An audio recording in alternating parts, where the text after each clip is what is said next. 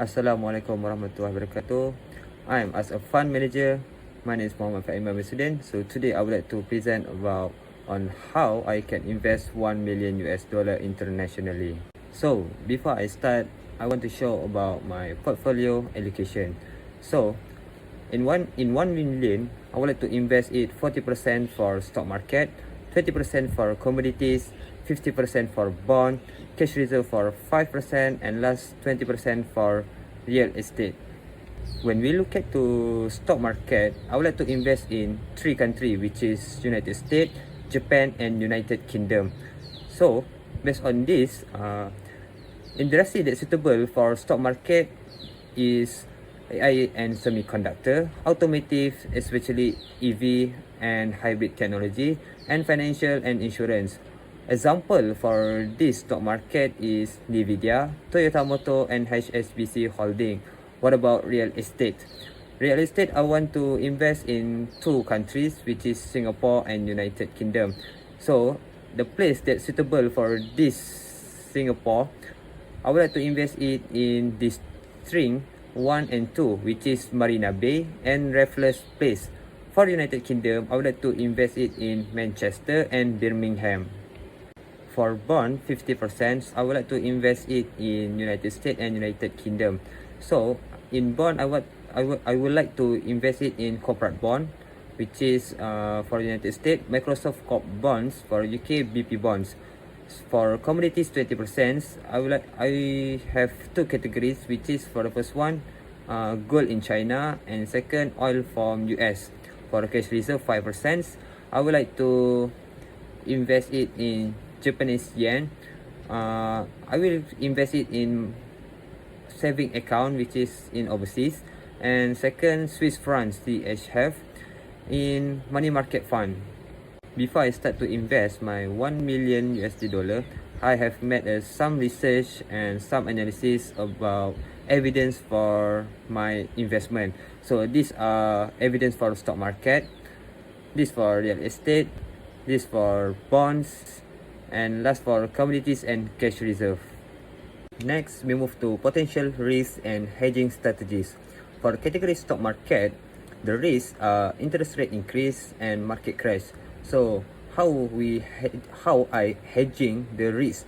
So for the first one, diversify across 3 countries, which is US, Japan, and UK. So another one is invest in defensive stock, which is healthcare. So another categories is real estate. So the risks are property market slowdown, second, regulatory change, for example, tax and stamp duty. So how I'm hedging the risk? So for the first one, I choose high demand in areas. Second, I avoid taking excessive leverage. Third categories is corporate bond. So the risks are currency risk and credit downgrade. So how I'm hedging the risk is hold in USD and GBP. Second, choose short-term duration. And last categories is commodities. So the risks are for gold, stagnant price movement. Second, for oil, high price volatility. So how I hedging gold? I use gold as a store of value. For oil, I diversify with gold to hedge against inflation. Next, we move to expected return. So for stock market, 5 until 10%, because US economy is strong and corporate earnings are stable. Foreign inflow are increasing because the yen is undervalued. And last, many UK's companies offer high dividend payout. For 3 until 6% for real estate. For the first one, Singapore focus on high demand areas. Second, UK high rental yield. So for bond, 3 until 5%, because US interest rate remain high and UK is suitable as a low risk stabilizer. For commodities, gold 4 until 6% gold because function as a store of value.